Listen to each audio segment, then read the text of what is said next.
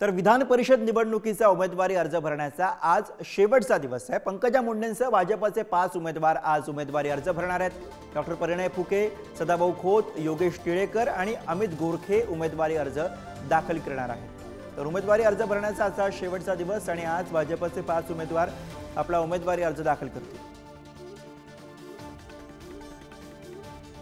विधान परिषदेवरती यावेळेला पंकजा मुंडे यांना संधी देण्यात आलेली आहे। सदाभाऊ खोत यांचं सुद्धा नाव आहे। भाजपचे एकूणच 5 उमेदवार आज आपला उमेदवारी अर्ज शेवटच्या दिवशी दाखल करणार आहेत।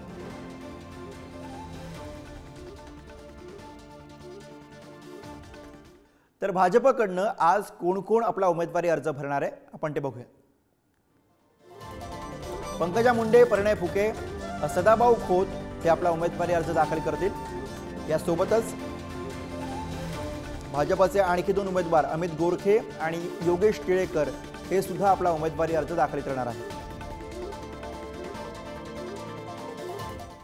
दरम्यान उमेदवारी जाहीर झाल्यानंतर सदाभाऊ खोत यांनी काय प्रतिक्रिया दिली आहे तीही बघूया। देशाचे पंतप्रधान आदरणीय नरेंद्र मोदी साहेब, आदरणीय अमित साहेब, त्याचबरोबर आदरणीय लड्डा साहेब आणि राज्याचे आमचे नेते आदरणीय देवेंद्रजी फडणवीस असतील, प्रदेशाध्यक्ष आदरणीय बावनकुळे साहेब यांनी जो माझ्यावरती विश्वास दाखवला त्याबद्दल पहिल्यांदा मी त्यांना मनापासून धन्यवाद देतो। आणि आज खऱ्या अर्थानं कृषी दिन आहे आणि या कृषी दिना दिवशी एक चळवळीतला कार्यकर्ता म्हणून मला खऱ्या अर्थानं संधी मिळाली। तर विधान परिषद निवडणुकीसाठी भाजपकडनं हे 5 उमेदवार आज उमेदवारी अर्ज भरणार आहेत। उमेदवारी अर्ज भरण्याचा आजचा शेवटचा दिवस आहे, त्यामुळे सगळेच उमेदवार अर्थातच आज उमेदवारी अर्ज भरतील। आणि याविषयी अधिक बोलूया। निखिल चव्हाण आपले प्रतिनिधी आपल्या सोबत आहेत। निखिल, आज भाजपकडनं 5ही उमेदवार उमेदवारी अर्ज भरणार आहेत।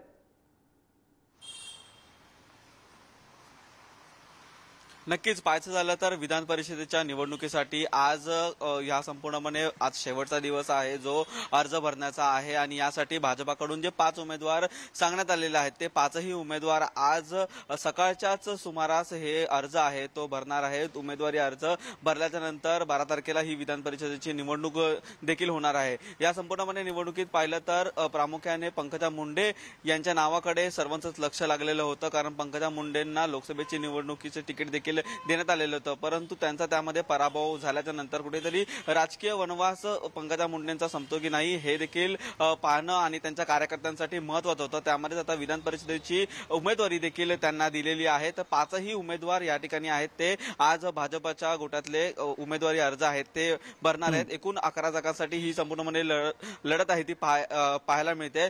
एकंदरीतच महाविकास आघाडी असेल किंवा महायुती असेल यांच्याकडून बिनविरोध ही निवडणूक आहे ती करण्याचं योजलेलं आहे, परंतु उद्धव ठाकरेंकडून एक उमेदवार आहे तो म्हणजे मिलिंद नार्वेकर यांचं नाव पुढे आल्यामुळे चर्चेत असल्यामुळे कुठेतरी निवडणुकीला सामोरं जावं लागतं का ह्या उमेदवारांना हे देखील पाहणं महत्त्वाचं ठरणार आहे। परंतु आज सकाळच्या सुमारास हे 5ही उमेदवार आहेत ते या ठिकाणी निवडणुकीचा अर्ज आहे ते भरणार आहेत आणि 11 तारखेच्या निवडणुकीसाठी बिनविरोध निवडणूक करण्याच्या पाठी महायुतीकडून जे प्रयत्न आहेत ते बरोबर आहे। त्यामुळे आज हे स्पष्ट होऊ शकणार आहे की ही निवडणूक बिनविरोध होणार की ही निवडणूक होणार याबद्दलचा सस्पेन्स जो आहे तो आज कदाचित संपू शकेल। धन्यवाद निखिल या सगळ्या सविस्तर माहिती।